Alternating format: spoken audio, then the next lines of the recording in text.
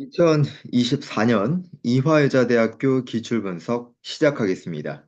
먼저 2022년을 기준으로 우리 이화여대에서의 전체적인 난도는 다소 떨어지고 있다라고 평가할 수 있겠습니다. 제가 지난 2023년에서는 22년과 23년 2개년을 가지고는 판단하기가 조금 어렵다, 이렇게 말씀을 드렸습니다. 그랬던 이유가, 코로나 전과 후로 이제 구분이 되는데, 코로나 직전까지만 해도 이화여자대학교의 독해 수준은 서강대학교와 결이 유사하다고 평가할 수 있었습니다.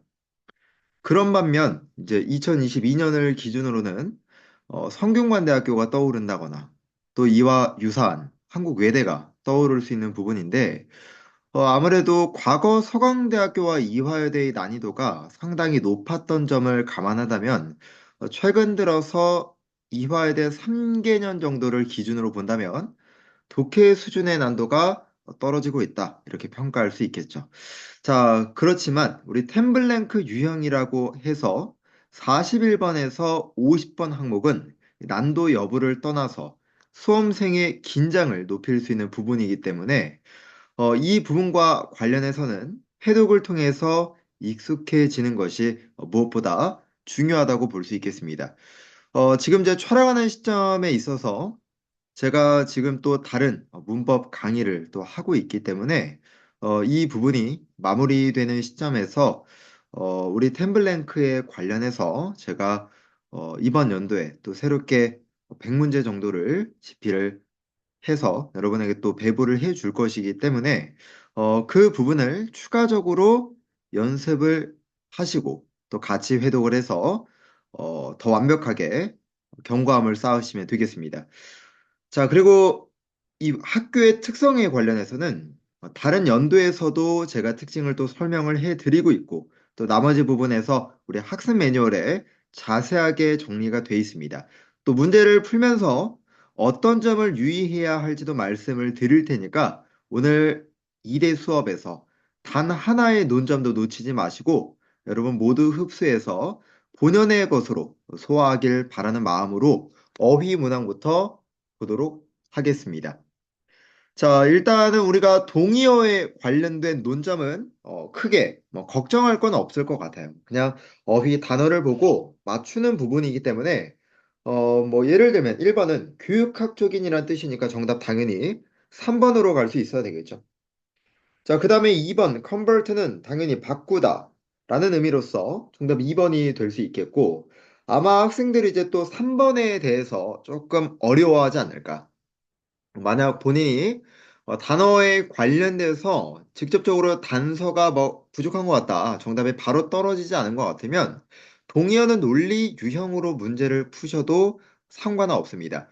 보통 우리가 abject라는 표현은 극도로 절망한 또는 비참한 이런 표현인데, 여기서 여러분들이 단순히 절망한다거나 비참하다라는 형용사적인 의미에 집중해서 보기보다는 지금 그럴 만한 선택지가 없거든요. 그래서 그 극도로 절망스럽다라는 표현에 관련해서 3번의 정답은 2번 선택지로 갈 수 있어야 되겠습니다. 자, 그리고 4번은 의도하지 않았던 것이기 때문에 사전에 계획하지 않았었던 부분으로서 4번을 고를 수 있겠고, 자, 그 다음에 5번에 부패라는 분해 이런 표현이죠. 정답은 3번이 되겠습니다. 자, 6번에서 10번으로 넘어가서 이제 바니어로 우리가 넘어갈 텐데, 바니어 같은 경우는 정확한 바니어가 떠오르지 않을 경우에 여러분 어조가 다른 부분을 생각할 수 있어야 됩니다. 자, 그리고 여기에 더해서 속어법까지 결합이 된다면은 완벽하게 바니어에 대해선 준비가 되고 있다, 이렇게 보시면 되겠습니다. 자, 6번 같은 경우는 만연하다라는 표현이잖아요. 그렇기 때문에 당연히 만연하지 않다는 건, 자, 억제되고 삼가되는 선택지 4번 정도로 볼 수 있겠죠. 어휘는 제가 깊이 있게 설명드리지 않을 거예요. 자, 7번 같은 경우도 보시면 슬픈, 구슬픈이라면 당연히 반대되는 상황이라면 어조부터 이미 긍정적입니다. 자, 그런데 나머지 선택지를 봤을 때 어조에서 크게 반대되는 것으로 드러나는 것은 7번에 5번 선택지밖에 없어요. 자, 그리고 8번에 가장 두드러진다라는 형용사는 바니어가 두드러지지 않은 거죠. 그렇기 때문에 중요하지 않고 하찮고 사소하다고 볼 수 있는 5번의 선택지가 정답에 가장 가깝다. 이렇게 볼 수 있겠고. 자, 9번 같은 경우는 박식한 사람을 뜻하는 표현이기 때문에 당연히 바니어는 모른다라는 표현으로서 3번을 갈 수 있겠죠. 아마 우리 학생들이 ignorant라는 형용사적인 부분으로서 더 많이 알고 있을 거예요. 자, 그리고 10번에 대해서는 긍정적인 표현을 고를 수 있겠죠. 반이어니까. 그래서 advantage 4번 정도를 고를 수 있겠습니다.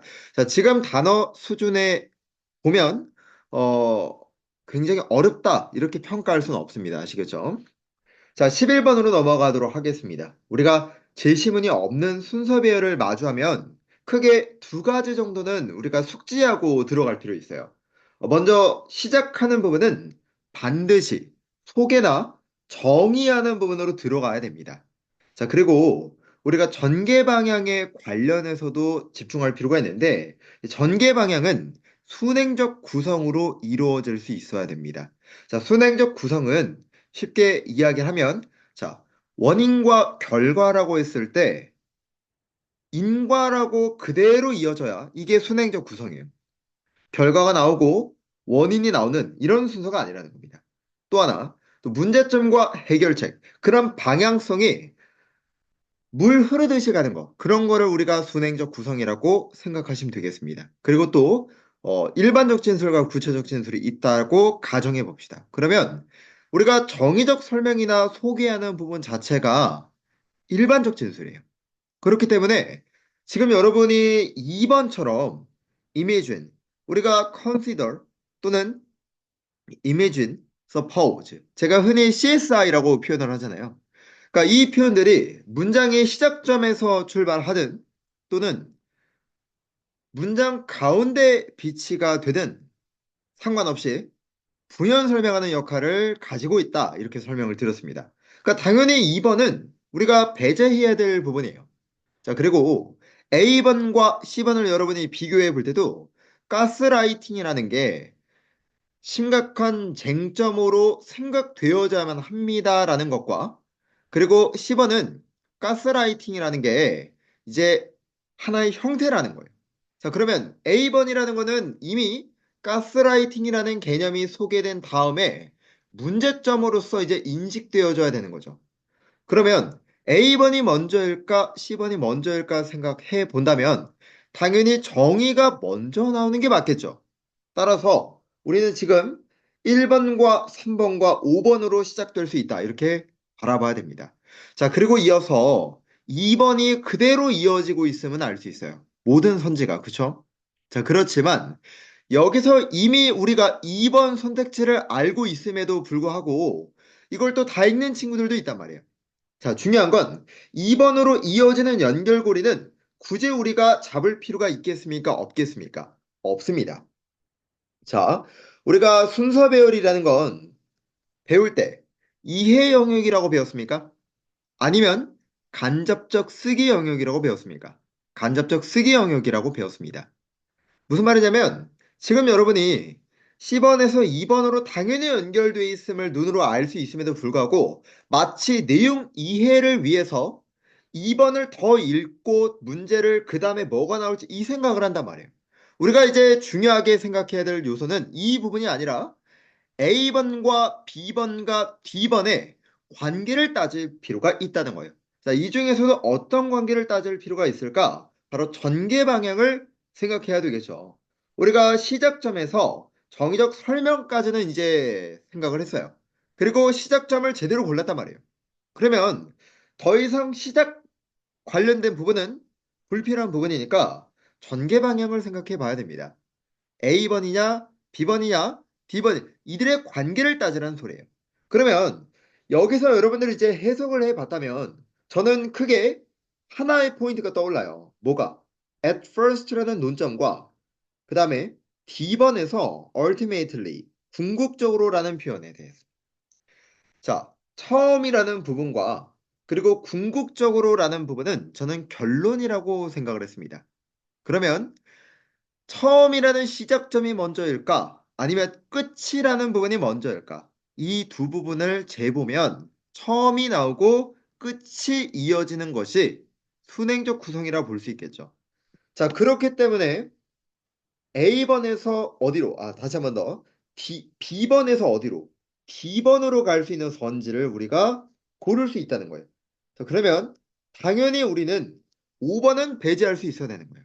자, 이제 그러면 A번이 앞에 나올지 아니면 뒤에 나와야 될지 그 관계 정도만 따지면 되겠죠.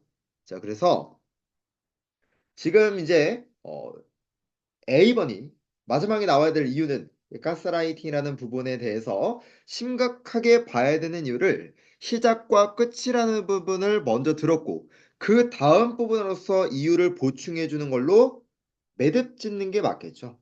그렇기 때문에 11번의 정답은 3번이 정답이 되겠습니다. 자, 다시 한번 우리가 제시문이 없는 순서 배열에 관련해서 크게 몇 가지, 두 가지를 기억할 필요가 있다. 시작점과 그리고 과정에 대해서 눈여겨볼 필요가 있었다라고 말씀을 드리면서 논리로 들어가도록 하겠습니다. 자, 우리가 12번에서 21번까지 논리에서 기억해야 될 부분은 일단 세 가지 정도만 큰 틀에서 기억해 둡시다. 첫 번째는 우리 수식 관계를 기억해 주자고요. 수식 관계라는 건 더 넓게 이야기를 하면은 뭐 형용사가 명사를 수식하는 관계 이 정도도 될 수 있지만 이건 좁은 개념이고 우리 collocation 그러니까 연음에 관련된 부분도 생각해야 될 논점이에요. 그리고 어떤 동사냐에 따라서 이 목적어가 뭐가 나올지도 결정될 수가 있습니다. 그런 점을 우리는 그냥 수식 관계라고 이야기를 할게요.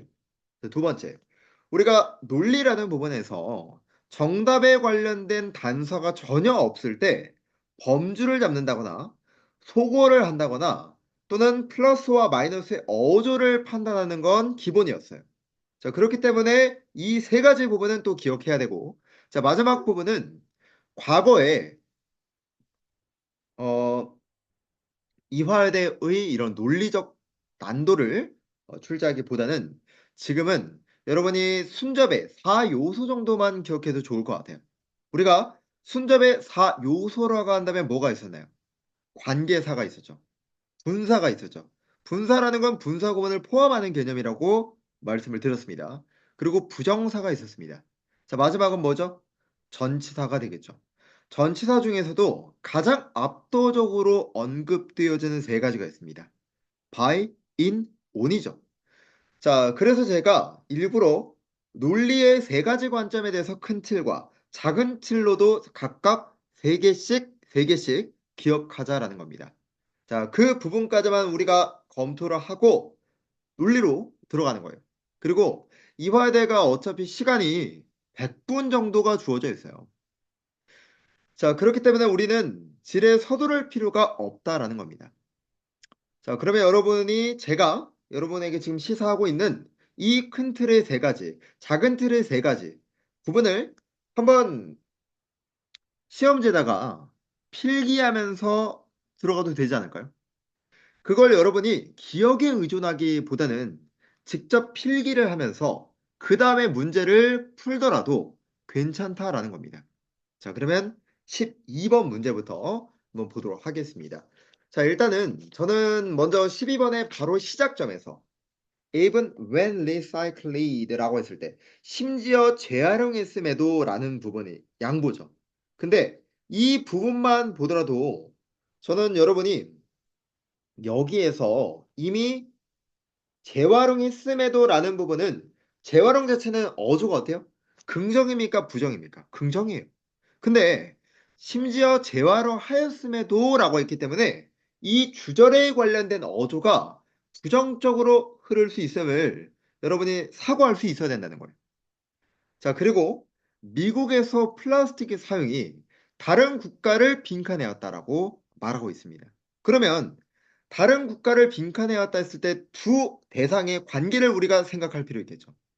자, 뒤에 이어진 부분에서 동일한 대상에 관련해서 이야기를 하는지 한번 보겠습니다. 수백의, 수백만 톤의 플라스틱 폐기물이 똑같이 또 말하죠. 흔히 재활용된 부분인데 이게 저소득 국가로 옮겨가고 있다는 거예요. 그러면 당연히 미국의 플라스틱 사용은 다른 국가에게 좋은 부분 아니면 부정적인 거. 부정적인 선택지로서 우리가 고를 수 있어야 된다는 거예요.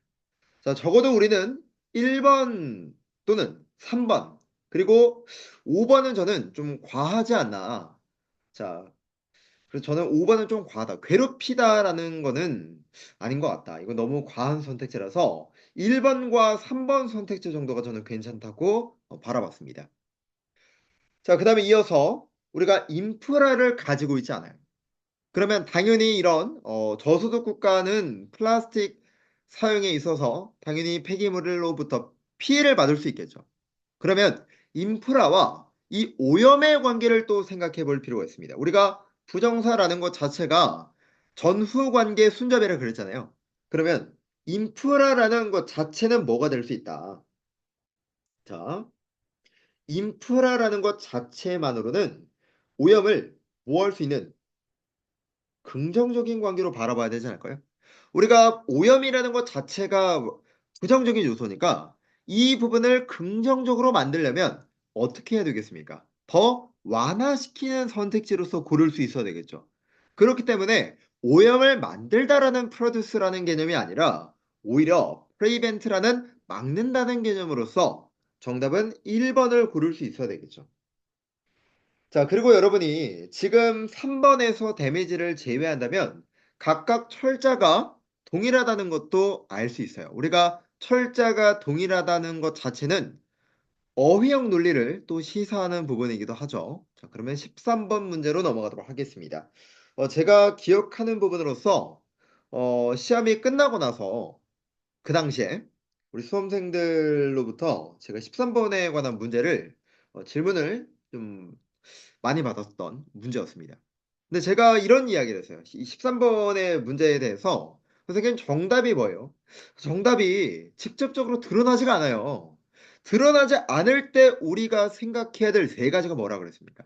범주라든지 어조라든지 아니면 정말 못 잡겠으면 하나하나 지워보는 것도 괜찮아요. 이화여대가 여러분에게 시간의 압박감을 주는 학교는 아니라고 말씀을 드렸습니다. 자, 인권단체가 시위를 빈칸하게 조직한대요. 자, 그러면 인권단체가 시위를 조직한다라는 부분은 어떤 부분입니까? 이 관계를 한번 생각해 볼 필요가 있다는 거예요. 자, 또 제가 이런 이야기를 했습니다. 여러분에게 수직 관계가 미래가 굉장히 또 중요하다. 이건 이전부터 상당히 중요했던 부분이었어요. 인권단체가 시위를 조직하는 거 부분은 특이한 겁니까? 2번처럼? 원격이라는 게 왜 나올까요? 유감스럽다는 것도 왜 나올까요? 예외적이라는 것도 왜 나올까요? 전혀 말이 안 된다는 거예요. 인권단체가 시위를 당연히 조직하는 건 당연한 논리죠. 일상적인 거죠. 그렇기 때문에 지금 13번에서는 여러분이 2번에서 5번 선택지를 고민할 게 아니라 1번 선택지 하나만으로 정답을 갈 수 있어야 된다는 거예요. 자, 따라서 정답은 1번이었고 굳이 우리가 두 번째 선택지를 보지 않더라도 정답에 도출되었다. 자, 만약에 여러분이 두 번째 선택지를 나는 잡아야 되겠어.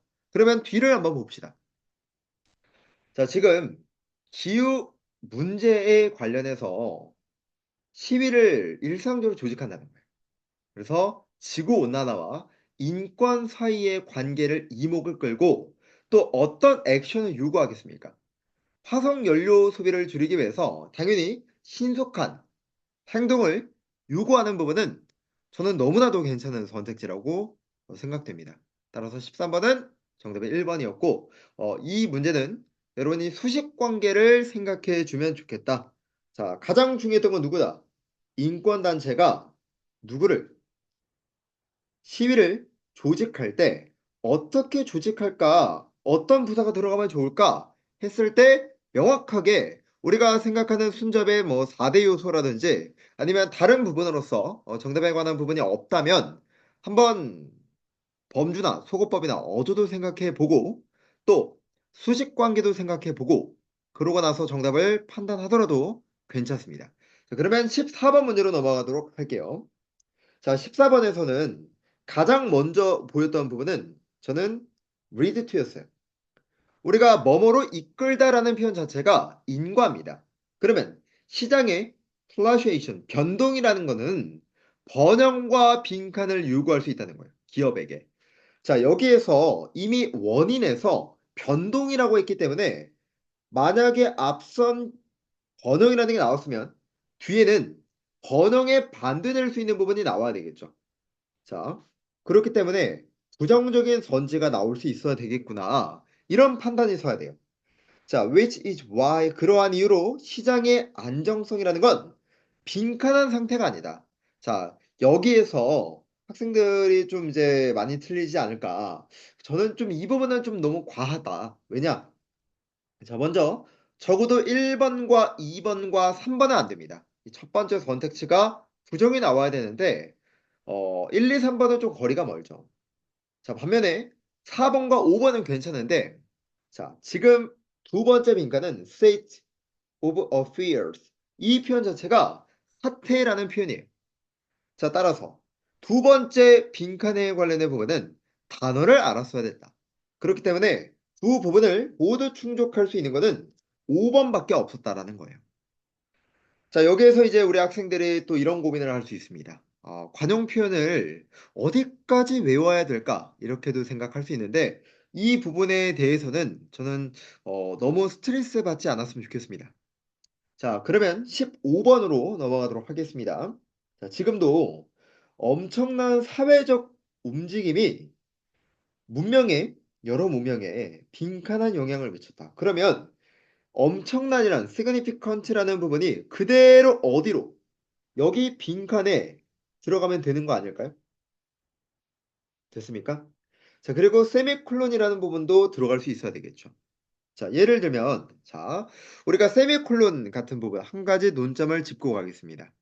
앞선 부분에 부정어가 없다면 그때 세미콜론은 대개 순접의 역할을 가지고 있다. 자, 일단은 우리가 엄청난이라는 표현에 관련해서는 눈에 들어와야 될 부분은 1번이나 2번 정도가 괜찮을 것 같아요. 나머지는 배제해야 된다. 자, 그러면 1번과 2번을 우리가 정답을 추격을 했을 때 improvement와 stagnation이라는 부분에서 어조가 선택지가 극명하게 구분된다는 걸 느낄 수 있어요. 그런데 debilitating이라는 표현 자체가 쇠약하게 하느라는 형용사입니다. 이 형용사가 어떻게 긍정적인 명사와 어울릴 수 있겠습니까? 부정적인 명사와 어울릴 수 있겠죠. 그렇기 때문에 지금 두 번째 빈칸에 관련해서는 이 단어의 수식 관계가 중요하다. 따라서 15번의 정답이 될 수 있는 부분은 2번 선택지가 정답이 될 수 있겠죠. 자, 만약 여러분이 지금 첫 번째 빈칸에서 만약 정답에 관한 단서보다 세이즈메이라는 표현이 지진에 의한 뭐 이런 표현이다 보니까 뭐 어마어마한이라는 표현으로서 의역하지 못하면 한계가 있을 수 있겠죠. 그래서 단어 공부는 열심히 하자. 단어 공부는 열심히 하자. 자, 16번으로 들어가도록 하겠습니다. 자, 가장 먼저 눈에 들어올 수 있는 부분은 당연히 얼도가 되지 않을까. 자, 그리고 이때 it은 누굴 받아와야 되겠습니까? plagiarism, 표절이라는 걸 받아올 수 있어야 되겠죠.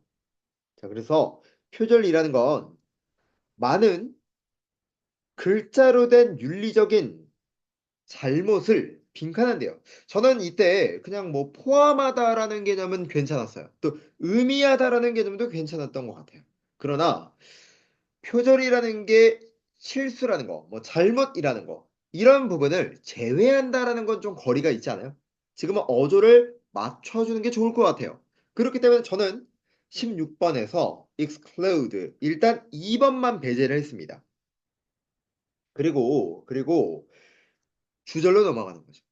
자, 표절이라는 단어가 refer to, 행동이라는 걸 언급한대요. 이 행동이라는 건 뭐뭐에 관한 것이죠. 다른 사람의 작품이나 생각을 활용하는 행동인데 뭐가 없었을까? 적절하게 빈칸에 없었다는 거예요. 자, 여기서는 여러분이 이제 한 가지 잡을 부분이 저는 첫 번째, refer to라는 표현을 잡았으면 좋겠어요. 이거는 우리 학생들 처음 보는 게 아니라 제가 논리에서 정의적 설명을 뜻할 수 있는 표현들이 있다. 이렇게 말씀을 드린 부분도 있었고, 그리고 심지어 이 정의적 설명에 관련된 요소를 정리까지도 한 적이 있었습니다. 대표적으로 mean이란 표현이다. 지금처럼 refer to, indicate. 그러니까 정의적 설명을 말할 수 있는 정의적 설명을 시사하는 동사구 3요소. 딱 3개씩만 우리 기억하자고요. 오늘 제가 여러분에게 여러 가지 말고 계속해서 3요소만 강조할 거예요. 여러분 나중에 시험장에 들어갔을 때 기억할 수 있게끔. 정의적 설명을 시사하는 3요소는 mean, refer to, indicate. 일단 이 3가지만 기억하자 이겁니다. 그러면 결국에 표절이라는 건 행동이야. 그러면 이 행동에 관련된 부분도 결국 표절을 뜻해야 되겠죠. 그러면 행동이긴 행동인데 표절이라는 거는 저자의 뭐가 없는 거예요. 허락 없이 무단으로 그런 거잖아요. 근데 무단이라는 거는 without이 없어야 되겠죠. without이 있기 때문에 허락 없이 이렇게 돼야 되지 않을까요? 자, 그럼 허락이라는 명사가 될 수 있는 부분은 누구밖에 없다. provided. 물론 2번에 acknowledgement도 인정, 허락 이런 표현이 될 수 있지만 exclude 얘가 안 되기 때문에 16번의 정답이 될 수 있는 부분은 4번 선택지가 정답이 될 수 있겠죠. 우리 credit이라는 단어가 공로라는 명사도 있지만 인정이라는 명사도 있습니다. 자, 그러면 17번으로 넘어가도록 하겠습니다. 자, 17번 같은 경우에서는 우리가 전후 문장이 분사구문이라는 걸 알고 있었는가? 우리가 분사구문이라는 건 주성분과의 순접의 관계를 이룬다. 자, 그래서 지금 같은 경우에서는 이런 education, entertainment가 바로 edutainment 그 자체죠. 따라서 A번은 동격을 시사할 수 있는 명사가 들어가야 돼요. 그러면 education과 entertainment를 어떻게 하면은 에듀테인먼트가 될까 하면은 저는 더하기라는 개념이 들었거든요. 그래서 지금 혼성어로서 정답을 2번으로 골랐어요. 바로. 여러분이 여기서 매시업이라는 단어를 고를 수도 있는데 매시업이라는 단어 자체는 서로 다른 곡을 결합해서 새로운 형태로 만든 곡이에요. 지금은 IT라든지 미디어에서도 사용이 되지만 예를 들면 매시업이라는 건 뭐 방탄소년단과 또 아이유 가수가 이제 자신들의 노래를 가지고 또 밸런스가 맞출 수 있는 부분으로 노래를 부르는 거 그런 부분을 우리가 매시업이라 볼 수 있는 부분입니다. 하지만 지금은 단어와 단어가 결합이 된 부분이기 때문에 매시업이라는 표현을 들어가는 건 적절치 않겠죠. 그렇기 때문에 17번에 정답이 될 수 있는 부분은 2번 선택지가 정답이 될 수 있겠습니다. 자, 그러면 18번 문항으로 넘어가도록 할게요. 자, 18번 같은 경우는 당연히 우리가 16번 문제와 동일하게 저는 도우부터 먼저 보였어요. 양보라는 이런 역접에 관련된 표현은 항상 우리가 어조에 집중할 필요가 있거든요. 그렇기 때문에 저는 일단은 도우라는 부분이 먼저 눈에 그냥 보였던 거예요.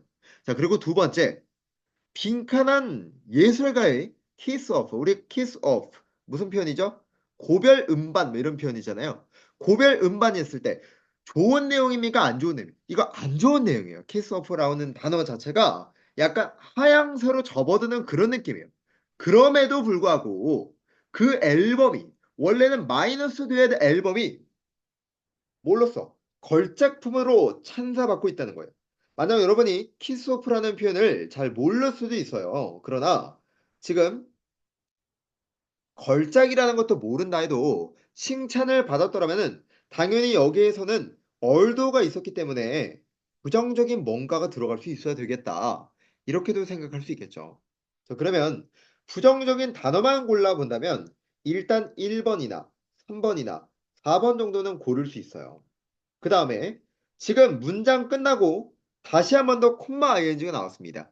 우리가 문장이 끝나고 콤마 ing가 나오는 것도 마찬가지로 분사구문이죠. 그러면 주성분과 다시 한 번 더 말씀드리지만 순접이다, 역접이다? 순접이다.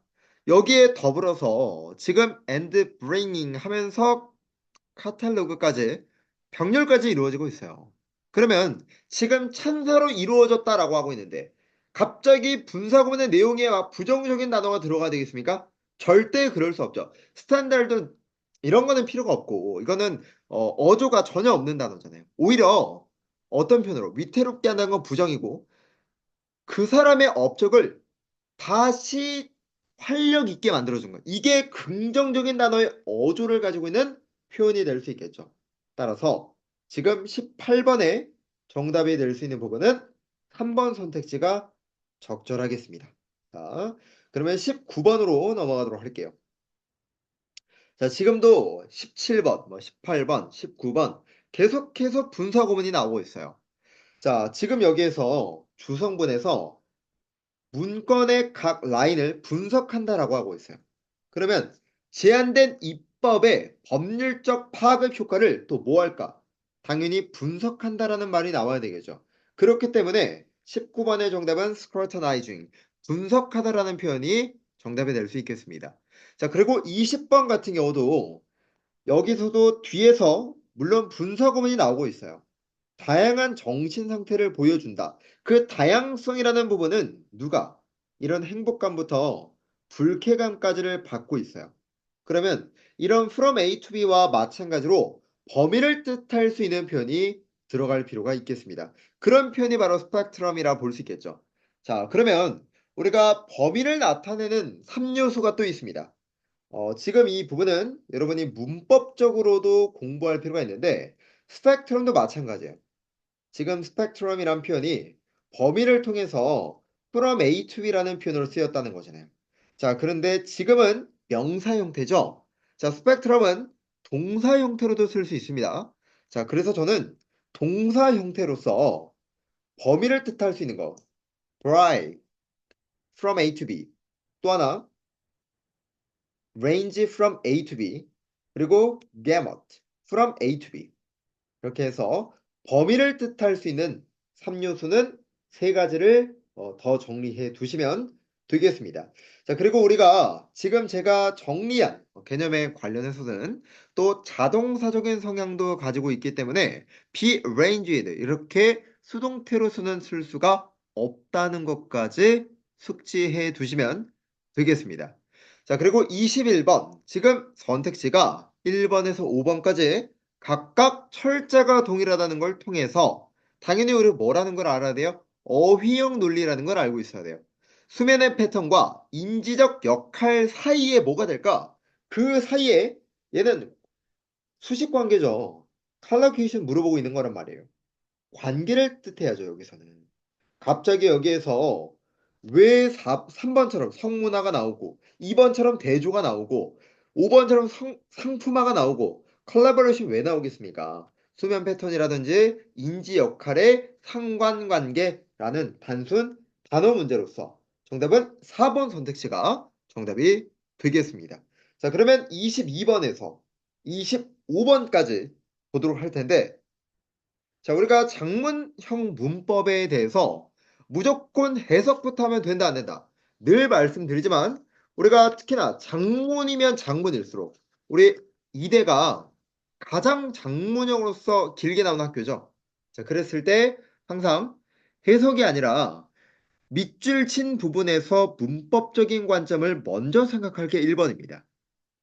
자, 그렇게 했음에도 불구하고 정답에 도출되지 않을 경우에는 확실하게 정답이 아닌 부분을 제외하고 나머지 부분을 해석하는 것으로 접근하시면 되겠습니다.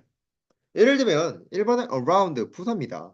자, 그리고 2번에서 comment 아마 이 부분을 그냥 넘어가는 수험생들도 있을 거예요. 그런데 comment once on 이란 표현은 확립하다, 인정받다라는 표현이에요. 다시 한 번 더. 이거는 하나의 표현이다. comment once on. 그래서 보통 확립하다 또는 인정받다라는 표현이에요. 됐습니까? 또 우리가 이화여대가 정말 좀 이해는 안 되지만 쓰잘데기 없이 막 진짜 이상한 관용 표현 가지고 정확하게 그 표현을 아는지 이런 것도 좀 물어보긴 합니다. 그렇지만 그런 부분은 크게 뭐 변별력 있는 건 아니니까 그런 문제에서는 나머지 확실하게 아닌 걸 제외하고 고민하시면 돼요. 자, 지금 같은 경우는 그런 관용 표현으로 될 수 있는 거는 누가 일단은 comment their own. 이게 하나의 표현이다. 그리고 there이라는 부분은 우리가 해석할 필요가 있겠죠. 자, 그 다음에 나돈니가 나왔을 때 우리는 반사적으로 5번을 고르는 친구들이 많을 거예요. 왜? 버들수록 고쳐야 되는 거 아니야? 자, 근데 만약에 그렇게 생각을 했다면 일단 나돈니에 밑줄이 없었으면 그래도 돼요. 하지만 교묘하게 지금 밑줄을 나돈니에도 하고 엔드에다가도 했다는 것은 여러분에게 해석을 요구하는 부분입니다. 우리가 등위 상관 접속사라고 한다면은 크게 몇 가지 표현을 배워요. 가장 먼저 배우는 게 보스 A and B입니다. 두 번째 배우는 게 either A or B예요. 그리고 neither A nor B도 배우죠. 그리고 not A but B. 마지막에 not only A but also B를 배웁니다.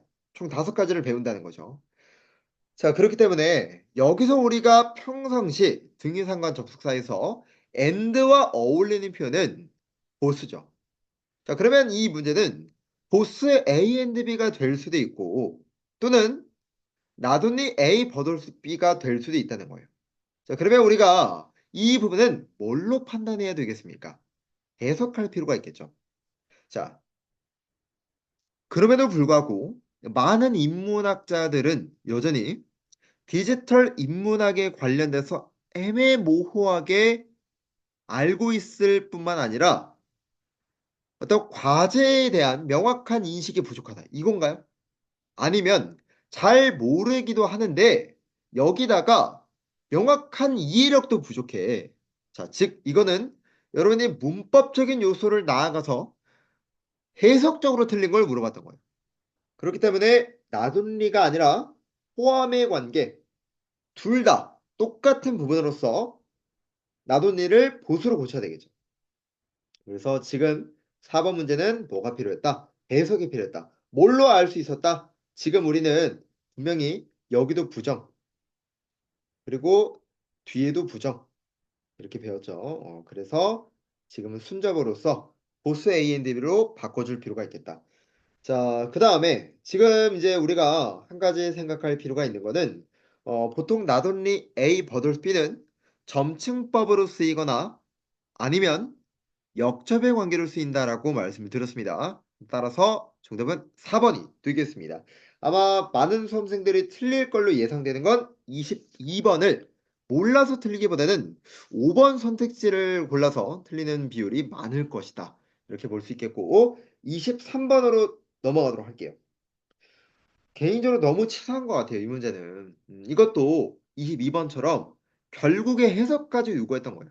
일단 1번처럼 특별하게 뭐 이런 부분적인 건 괜찮습니다.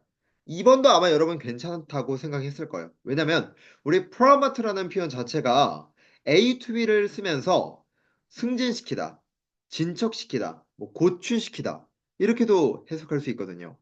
그러니까 분명히 괜찮다고 볼 수 있겠죠, 처음에. 자, 3번. 당연히 주어와 서술어의 수일치를 물어보는 거 절대 틀린 걸 물어보지 않겠죠. 그리고 4번. 선행사와의 수일치 정도만 물어보겠죠. 만약 매트릭스든 크리티크든 똑같이 단수이기 때문에 상관없습니다. 그리고 in terms of 얘도 수거죠. 그러니까 절대 여러분이 일단 고르면 안 되는 거는 1번과 3번과 4번과 5번이에요. 그래서 2번은요. to가 아니라 먼저 정답은 as입니다. 해석을 해볼 필요가 있겠죠. 자, 지금 페미니스트 이론가들이 여성의 정체성을 옹호하면서 또 여성들을 위한 권리를 요구하고 또 여성의 글을 뭘로써 생각한다. 여성의 경험을 표현하는 것으로 생각한다는 거예요. 그러니까 지금은 진척시키다가 아니라 간주하다, 생각하다라는 논점이기 때문에 2번을 as로 고쳐야 되는 겁니다. 선생님, 그러면 제가 promote라는 부분이 이 간주하다, 생각하다라는 논점이라면 우리가 흔히 배우는 regard A as B, think of A as B 그런 개념에 준하는 부분인가요? 그렇게 볼 수 있습니다. 그렇게 볼 수 있지만 굳이 promote A as B라는 표현을 따로 여러분이 알아두는 것은 추천하지 않습니다. 저도 이렇게 출제되는 부분은 거의 10년을 강의를 하면서 처음 봅니다, 이런 거는. 오히려 정말 문제의 퀄이 좋은 부분으로서 또 우리 수험생들이 노력을 하는 데 있어서 허투루 보내는 게 아니게끔 하려면 적어도 금지방해 알림 통고, 제거 박탈, 칭찬 미남 감사, 공급 위탁, 부가전가, 부가치하, 비교 공유 이런 부분에 대해서 출제를 하는 게 맞지 않나. 그런 논점은 우리가 기본서에서 모두 배우는 논점입니다. 우리뿐만 아니라 편입여고를 준비하는 수험생이라면 공통적으로 배우는 부분이에요. 그런데 이 프로머트라는 부분을 툴을 에즈로 고칠 수 있니? 이런 건 너무 좀 지나치다. 다만 본래 우리 이대 같은 경우는 과거에 논리형 문법에 대해서도 물어봤었기 때문에 뭐라 뭐 우리가 의뢰 관계라서 어떤 뭐할 말은 할 수 없는데 전 좀 지나치다 이렇게 봅니다. 자, 정답의 근거는 프로머트 A as B 정도라고 알아보시면 되겠습니다. 자, 24번 한번 보도록 하겠습니다. 자, 지금 같은 경우는 먼저 여러분 눈에 ing라는 부분과 또 동사와 그리고 또 pp 같은 거. 지금 1번을 제가 그냥 pp라 한 거예요. 굳이 pp라고 하기보다는 과거 완료라고도 볼 수 있겠죠. 그러니까 정리를 해보면 공통적으로 동사와 분사 개념을 묻고 있다는 거예요. 자, 지금 24번 문제를 우리가 해설하기 전에 여러분 25번도 한번 보겠습니까?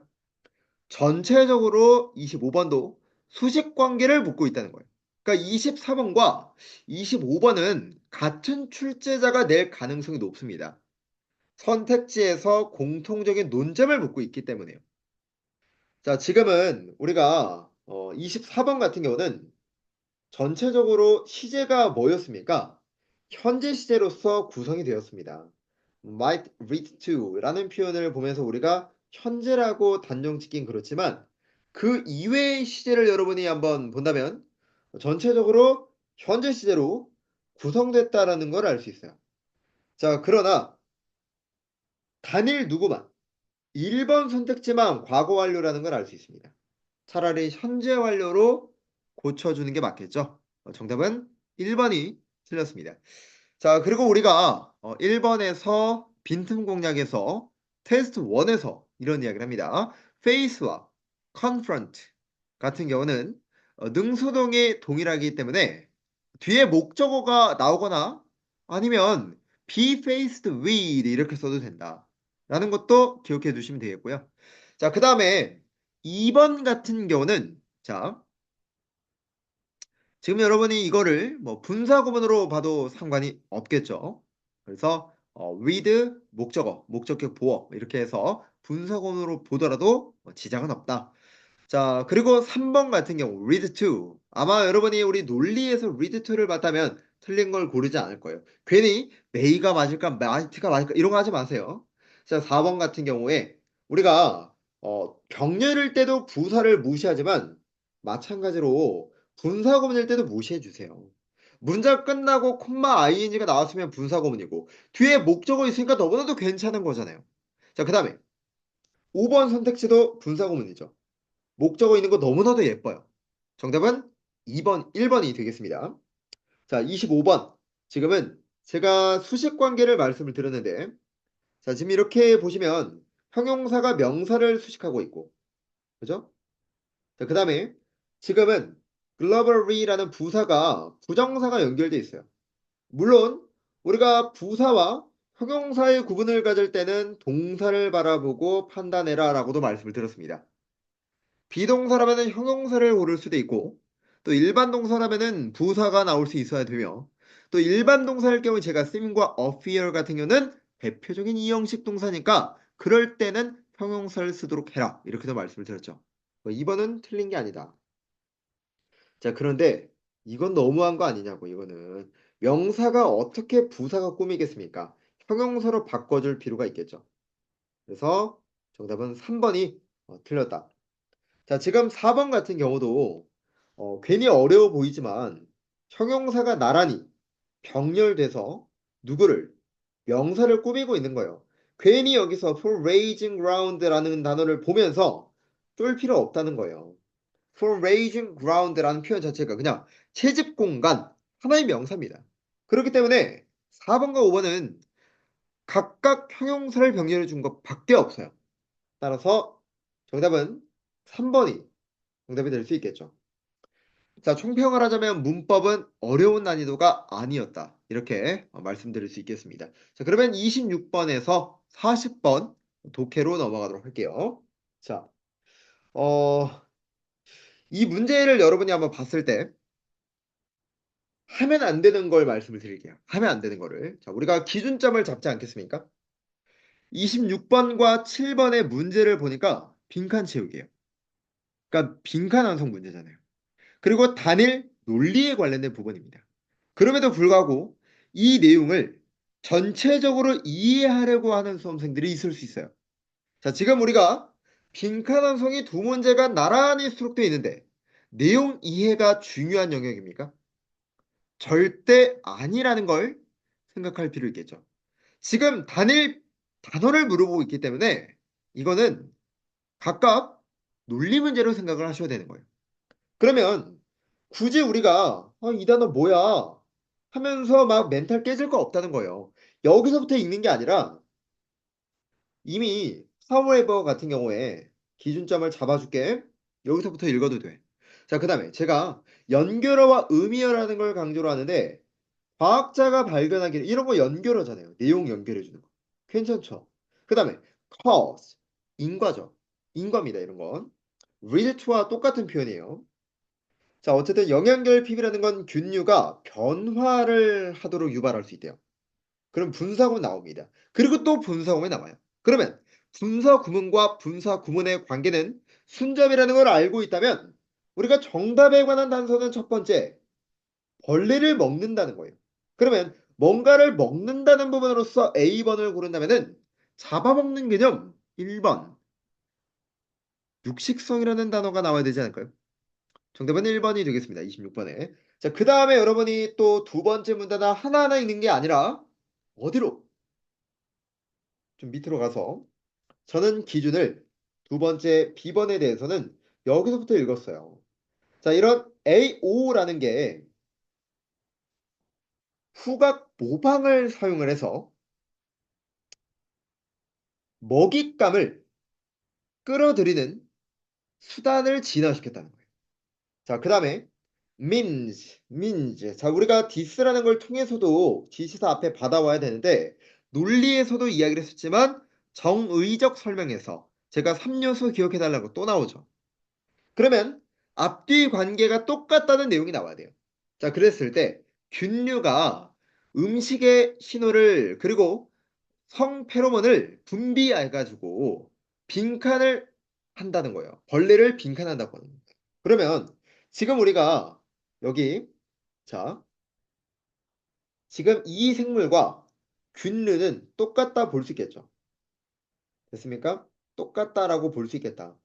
자, 그 다음에 이 균류가 지금 뭐 한다 그랬죠? 아까? 자, 여기서 먹잇감을 뭐 하겠다? 끌어들이겠다. 그러면 그 끌어들이다라는 부분이 이미 사실 분비하다도 돼요. 그런 결과로 부정사도 순접이죠. 끌어들이다라는 개념. 그리고 이때 벌레라는 게 우리가 찾고 있던 먹잇감이잖아요. 그러니까 B번에 대한 논점은 결국 끌어들이다, attract의 동의어가 될 수 있는 부분은 4번이죠. 그래서 1번과 4번이 정답이 되겠습니다. 자, 28번과 9번 문제도 한번 보세요. 문단은 4개입니다. 그런데 지금 연결사 추론과 그리고 단일 논리가 나오고 있어요. 하물며 선택지가 동일하다는 것은 어휘형 논리라고도 볼 수 있습니다. 절대 이 지문을 첫 번째 문단, 두 번째 문단, 세 번째 문단 다 읽고 나서 시간이 많다니 절대 그렇게 하지 말라고 제가 정말 많이 강조하죠. 그러면 A번 같은 경우에 자 하이퍼텍스트에 포괄되고 또 웹 리딩에도 포괄되는데 하이픈이 너무나도 정답에 관한 단서를 잘 보여주고 있지 않아요? 링크를 클릭도 해보고 페이지를 여기저기 눌러보면서 그 다음에 또 뭐 스크롤을 위아래로 내려도 보고 집중이 어떻게 했어요? 산만하겠죠 이거는. 1번이다. 이거는 바로 1번이다. 그리고 B번에 대해서도 자, 지금은 인지 부하를 뭐 한다? 증가시킨대요. 다시 한 번 더. 인지 부하를 뭐 한다? 증가시킨다. 근데 뒤에서 뭐라 그래요? 똑같은 대상인데 인지 부하가 최저점이다. 그러면 B번에 들어갈 말은 대조가 되기 때문에 정답이 될 수 있는 건 by contrast가 될 수 있겠죠. 정답은 1번과 2번 정도가 될 수 있겠죠. 자, 30번 문제로 넘어가도록 하겠습니다. 자, 지금 같은 경우는 일단은 제가 밑에 문제는 내리지 않았어요. 여러분은 이제 밑에 내용 추론을 보시면서 들어가도록 할 텐데, 자, 먼저 이 글의 소재가 정해져 있죠. 이 글의 소재는 뭐예요? 30번 문제에서 이미 formative assessment, 형성적 평가라는 명사를 시사하고 있습니다. 자, 그러면 우리가 속성만 잡아도 되겠죠. 자, 그리고 또 하나. B번에 대해서는 제가 굳이 어, 기준을 잡지 않았어요. 왜? 얘는 인사이트에 어울리는 전치사를 구하는 거잖아요. 그렇기 때문에 32번의 정답은 into가 됩니다. 선생님, 인사이트에 관련해서 명사에 어울린 전치사는 어떻게 하죠? 정말 미안하지만 이건 경험이 많이 필요합니다. 그 단어를 봤을 때 전치사랑 어울릴 때는 우리가 전치사를 공부할 때 예를 들어서 about이라는 뉘앙스를 공부하면 우리가 그냥 뭐뭐에 대하여 이렇게 공부하나요? 아니라고 말씀드렸습니다. 우리가 about이라는 이런 영어에서의 전치사는 추상적으로 생각할 필요가 있다고 말씀을 드렸어요. 예를 들어서 우리가 about의 이미지가 뭐였죠? A라는 기준이 있고 B라는 부분이 마구 흩어져 있는 걸 우리는 about이라고 불렀어요. 그래서 얘를 A라는 친구에 대해 내가 알아. 정확하게 아나요? 아니죠. 그냥 두루뭉실하게 안단 말이에요. 뭐뭐에 관하여. 수치 앞에서 대략이라는 표현, 장소 근처에는 주의라는 표현, 이런 식으로 우리가 추상적으로 생각할 필요가 있다. 그렇기 때문에 어떤 단어라는 기본적 의미와 전치사의 이미지를 생각을 해서 결부짓는 것 외에는 경험을 통해서 여러분이 단어를 외울 때 전치사와 호응 관계가 있으면 같이 외우는 걸로 누적하는 게 최선의 방법입니다. 이런 문제는 이제 외국에 살다 온 친구들한테는 자연스러운 현상이기 때문에 지양해야 될 문제들이에요. 이런 건. 자, 어쨌든 32번은 정답은 5번이 되겠고요. 그 다음에 기준이 될 수 있는 건 저는 A번에 정답이 도출될 수 있는 부분을 기준으로 잡았습니다.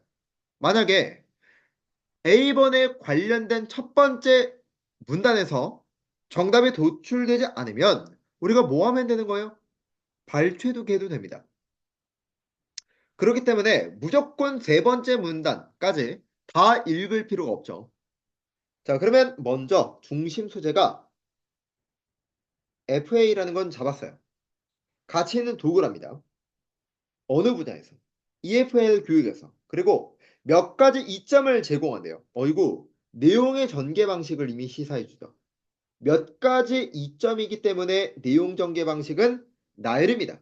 우리가 나열이라는 전개 방식을 가지고 있을 때는 내용 추론에 관련해서 정답에 관한 요소가 주제 기반형보다는 뭘로써 근거 기반형에 관련해서 출제될 비율이 매우 높겠죠. 자, 그중 첫 번째 정보가 뭐가 되겠습니까? 바로 보스 A&D. 얘는 뭐를 도와준다? 학생과 선생님 모두를 도와주는 거래요. 자, 그 다음에 나열하는 것답게 first부터 시작하죠. 그래서 지속적인 피드백을 제공해서 학습자들이 강약을 실시간으로 파악하게끔 도와준대요. 그리고 그들로 하여금 개선할 여지가 있는 영역을 식별하게끔도 해준대요. 아, 그냥 좋은 거구나. 어드밴티지구나. 자, 그리고 디스라는 거 또 받아와야 되죠. 가이드라인인데 디스로 받아오는데 자, 지금은 너무나도 쉽게 가이드라인과 피드백 똑같은 거잖아요. 그러면 빈칸에 들어갈 말은 이 A번이라는 건 누가? 계속적인, 지속적인 그런 표현이 31번에 몇 번에 1번에 나와 있기 때문에 이 부분은 단일 논리 문제였다는 거예요. 내용 이해가 필요했습니까? 아닙니다. 우리는 어차피 근거 기반으로 생각을 했기 때문에 내용 이해보다 정보를 찾는 게 우선이었죠. 그리고 이 가이드라인은 맞춤형 학습 경험을 누구에게? 개인의 니즈에 조정되도록 허락해 준다는 거예요. 그래서 더 효과적인 학습 과정을 촉진시키는 거. 결론은 FA는 좋은 거네. 그러면서 저는 여기까지 읽을 때 어디서 여기서 멈췄어요. 맞춤형이라는 건 선생님한테도 또한 축복이래요. 좋은 거래요. as well. 결국은 뭡니까 이거? 나열이죠.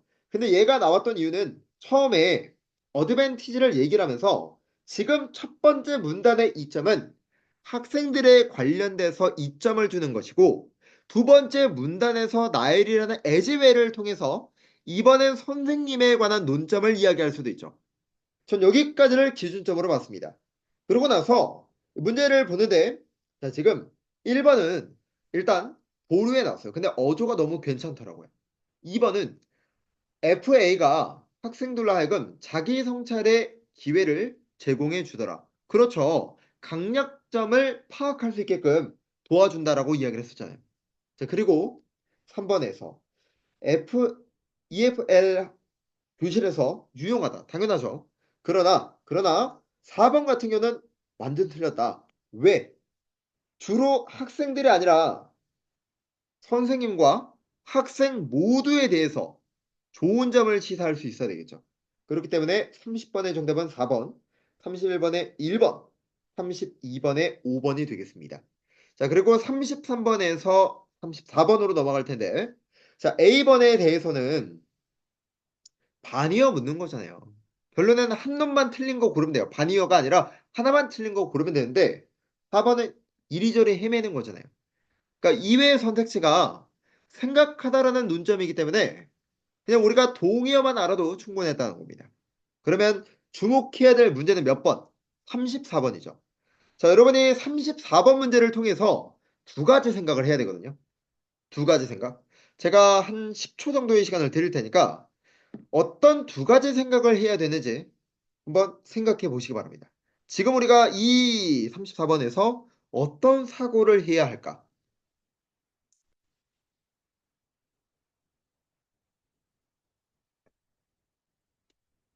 자, 지금 첫 번째는 BMI에 관련한 이 비판을 보여주지 않는 걸 고르라고 했습니다. 저는 먼저 BMI에 관련된 비판에 대한 내용이 많겠구나. 내용이 많다라는 건 정보가 많다는 거죠. 근거 기반으로 출제될 수 있겠구나. 글의 전개 방식이 나열이 될 수도 있겠구나. 그리고 또 하나, BMI 비판에 관련된 요소가 나오면은 거기서부터 글을 읽어야 되겠구나. 즉, 본문으로 들어와 보면은 무조건 시작점부터 A번부터 읽는 게 아니라 어디에서부터 BMI의 비평이 시작되는 부분부터 읽어야 된다는 겁니다. 자, 우리는 절대로 100분이라는 시간이 주어져 있다 해서 여유 있게 A번부터 막 하나하나 읽고 막 이런 게 아니에요. 만약 여러분이 더 읽는다면 예시 앞이니까 여기서부터 읽는 건 돼요. 앞 내용을 더 파악하고 싶어요. 그렇지만 무조건 시작점부터 때려 막 읽고 이건 아니다. 자, 예를 들면부터 보겠습니다. 왜? BMI 비평 여기서 나오거든요. 자, 누구에게 있어서 몇몇 전문가들은 지적하고 있어요. 상당히 평균 신장 이상이나 또는 그보다 더 작은 사람들에게 이 BMI 점수가 때때로 오해를 불러일으킨다는 거예요. 이거 자체가 비난받을 수 있는 부분이 되겠다.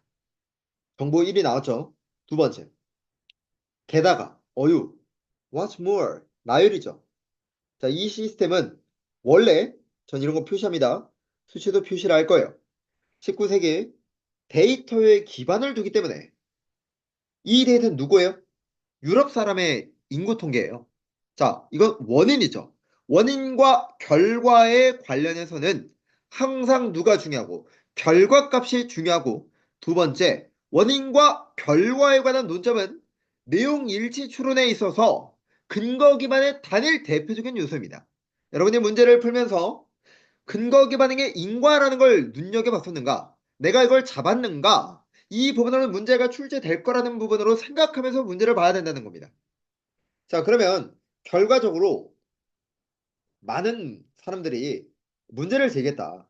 여성과의 관련성, 그리고 다른 인종, 그리고 이런 그룹의 사람들에 대해서 관련성을 의문을 제기했다는 거예요. 저는 여기까지를 기준으로 삼았습니다. 어차피 what further complicate 하면서 또 열거를 말하고 있기 때문에. 자, 발췌독해 해야지 하면서 봤는데 34번에 관련해서 정답이 바로 도출이 돼요. 2번으로. 일단 1번은 인종적으로 특정 데이터에 신뢰했다고 맞죠. 그래서 비판받는 거잖아요. 자, 그러면 2번은 학생이 순간 넘어갈 수 있는데 왜 얘가 틀렸느냐? 자, 유럽과 미국인들의 사람들에는 정확하죠. 이 사람들 이외의 논점이 부정확한 거죠. 그렇기 때문에 33번 정답은 2번이고 이 내용은 어디에서? 인과에서 나왔던 거예요. 출제자가 그냥 아무 부분에서 기분 내키는 대로 문제를 내는 게 아니라 내용 일치와 추론에 관련해서는 우리가 근거 기반형에 관련된 11개의 논점에 대해서 철저하게 신경 쓰면서 낸다. 만약 본인이 이 논점에 관련해서 제대로 숙지가 되지 않았다면 반드시 암기할 필요가 있고 또 적용하는 연습도 해야 되겠다라는 거 말씀드리면서 35번에서 37번으로 넘어가도록 하겠습니다. 자, 우리 배경 지식 파트에서 수록됐던 지문입니다. 지문인데 먼저 빈칸 A번과 B번에 관한 논점으로서 저는 기준을 잡았어요. 그리고 내용 일치고 중심 소재가 칸트라는 부분도 대략적으로 칸트에 대한 내용이 되겠구나 라는 건 알겠어요. 자, 그러면서 칸트에 따르면 소개해주고 있으니까 이 사람이 말하는 내용이 중요하겠죠. 자, 자유의지라는 게 발생합니다. 그러면 발생된다라는 것 자체가 자유의지라는 건 결과가 되는 거죠. 발생하는 거는 이미 결과고 뒤에 나오는 게 뭐예요? 원인이에요. 그러면 A와 B로 한번 요약을 해봅시다. 우리가 합리적 선택을 할 때 도덕적 뭐에 따라 이거 하나의 단어죠. In accordance with 뭐뭐에 따라 도덕적 원칙에 따라 합리적 선택을 할 때 자유의지가 발생한대요. 그러면 머릿속에서 도덕적 원칙에 따라 합리적 선택 이게 A가 되고 이걸 A로 보고 그 다음에 결과값을 자유의지로 보면 되죠. 어유, in other words, 다시 말해준다는 거죠. 자, 이성에 기반한 선택하는 능력이 강조구문이에요. 강조구문. 외적인 요소와 관계없이 어유, 뭐뭐와 관계없다라는 표현 자체는 흑백 논리 요소이기 때문에 이거는 내용일치에서도 출제될 수 있죠. 충분히. 상관없이 이성에 기반한 선택하는 능력이 우리의 자치권을 결정한다. 자치권이라 하지 말고 그냥 자유의지를 합시다. 그 다음에 지금 여기 이성에 기반한 선택. 이거는 A죠. 결론은 A, B, A, B 이렇게 끝난 거예요. 컨시더를 차라리 그냥 요 뒤로 바로 넣지. 여기로 컨시더 이렇게 넣지. 어차피 컨시더 예시잖아, 예시. 너무 문제를 좀 난이도를 쉽게 낸 게 아닌가. 자, 요렇게 놔도 됩니다. 그래서 한번 상황을 생각해 보자. 누군가가 결정해야 되는 거예요. 정직하게 행동하는. 개인의 이득을 가질 수 있는 힘에도 불구하고. 자, 예를 들어, 상상해봐라. CSI. 자, 예시의 3요소 한번 떠올려 볼까요? 오늘 제가 3요소 계속 강조한다 그랬으니까, 예시를 뜻할 수 있는 거, consider. 그 다음에, suppose, imagine. 뭐다? 앞문장 부연 설명이다. 여러분, 이거 모르면 안 돼요. 아시겠죠? 다 우리 기본서에 글의 원리 기본서에 다 정리되어 있는 표현입니다. 자, 그래서 당신은 실수로 너무나 많은 변화를 받았다? A. 우리가 가게에서 물건을 산 다음에 뭘 받는 거예요? 잔돈을 받지 않을까요? 자, 그 다음에 칸트 관점에서 우리 머릿속에 뭐가 생각나야 될까? 칸트 관점에서는 도덕적 원칙에 따른 합리적 선택 A, 그 결과로 자유의지, 이게 떠올라야 돼. 그러면 합리적으로 결정을 했어. 뭘 돌려주는 거야? 빈칸한 돈. 이 빈칸한 돈은 잔돈이죠. 잔돈. 그랬을 때 얘는 뭐다? 자유의지 예시다. 당연하죠. 여기까지. 그러면 35번은 정답이 5번이 될 것이고 36번은 남은 돈이니까 5번이 정답이 될 것이고 자, 그 다음에 37번 같은 경우는 1번부터 보겠습니다. 칸트가 외적 압력에 굴복하는 거예요? 에이, 이거 아니지. 외적 압력에 굴복하지 않는다 그랬잖아요. 관련이 없다 그랬잖아요. 이 부분은 흑백 논리 부분이죠. 자, 그리고 2번. 잔돈을 돌려주는 건 비합리적인 게 아니라 합리적인 거죠. 3번. 자유의지 예시가 잔돈을 돌려주는 거예요. 그렇죠. 근거 기반형으로서 너무나도 쉽게 정답이 나왔어요. 4번. 뭐 모든 도덕성은 상대적이다. 이건 일단 보류하겠습니다. 아직 읽어본 적 없기 때문에. 자, 5번. 칸트는 돈을 유지하려는 유혹이 자유의지를 보여주는 돈을 유지할 목적? 뭘 유지를 해? 그런 게 아니지.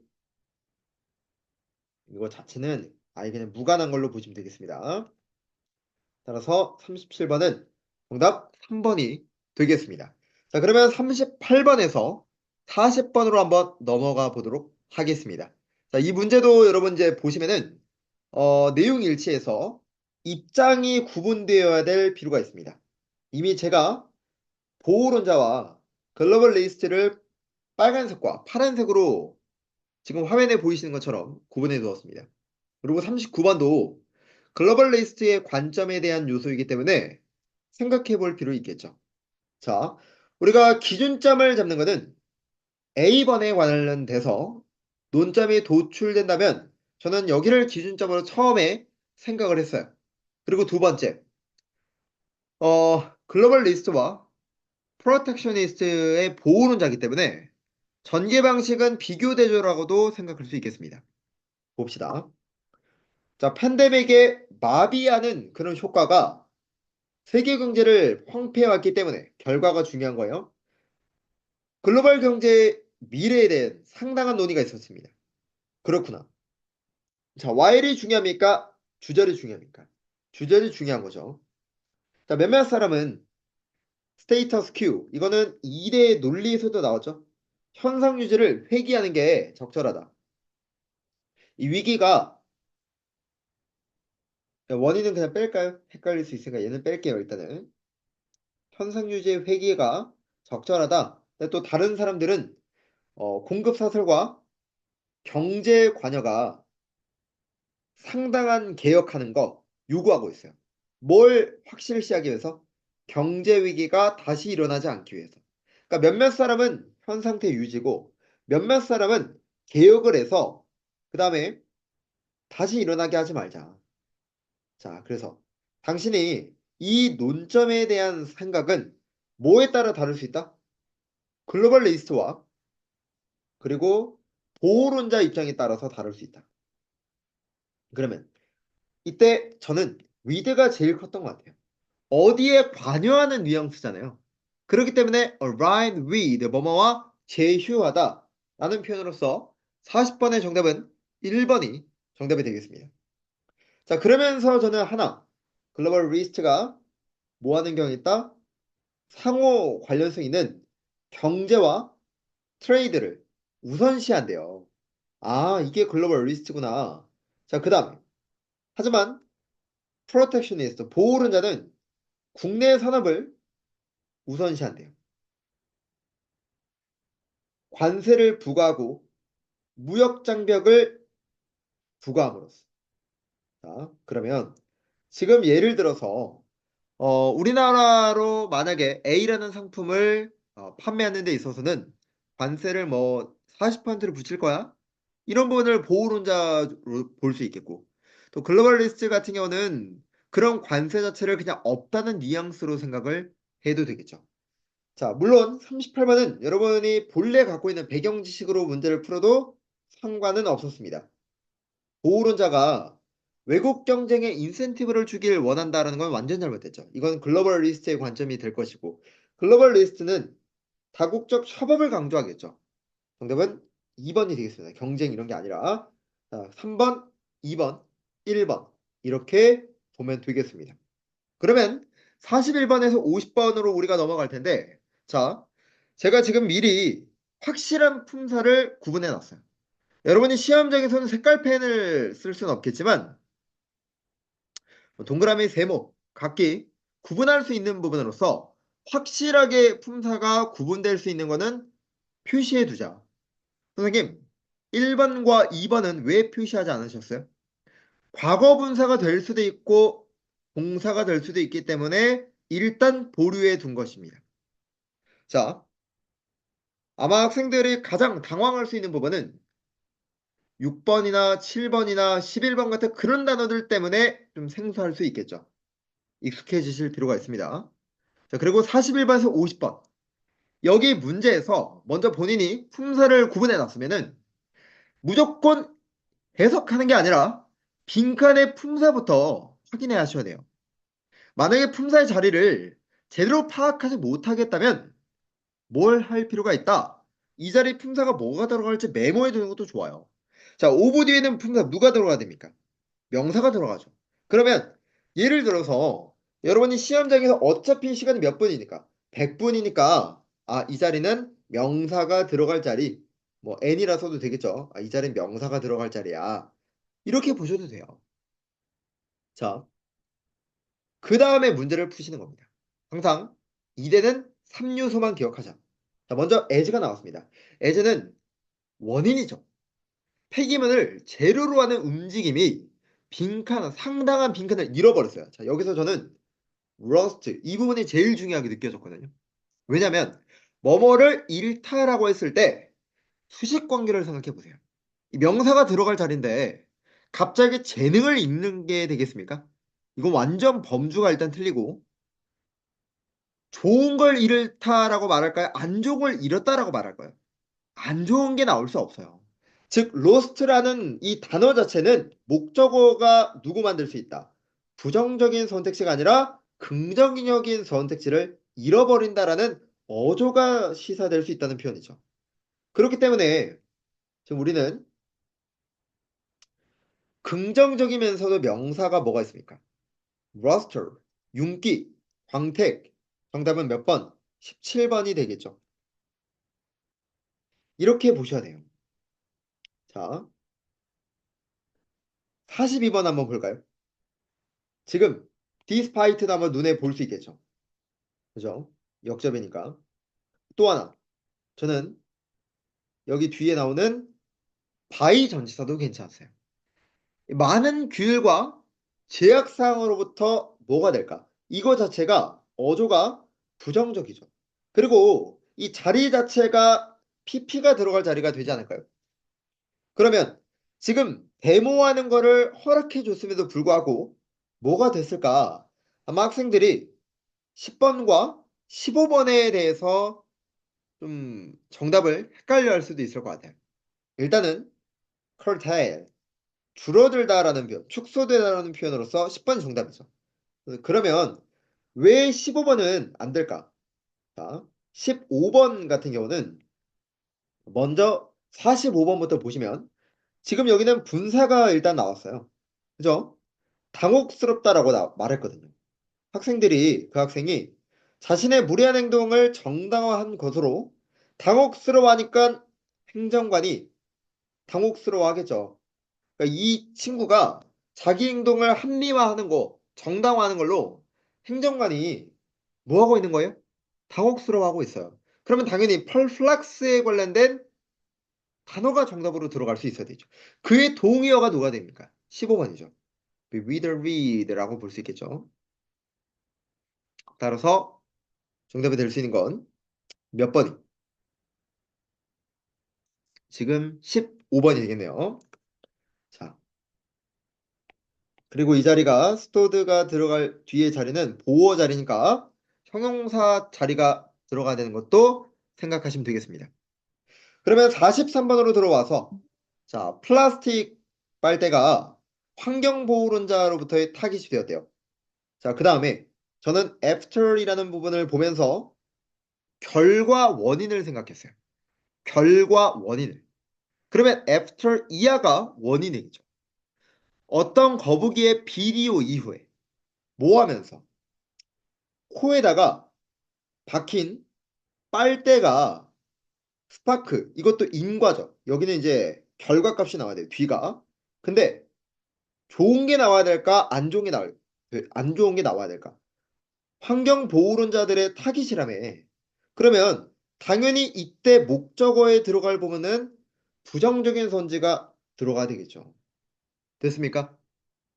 자, 그러면 여기서 여러분이 그냥 outbreak, 이건 전쟁이 발발되는 부분이고요.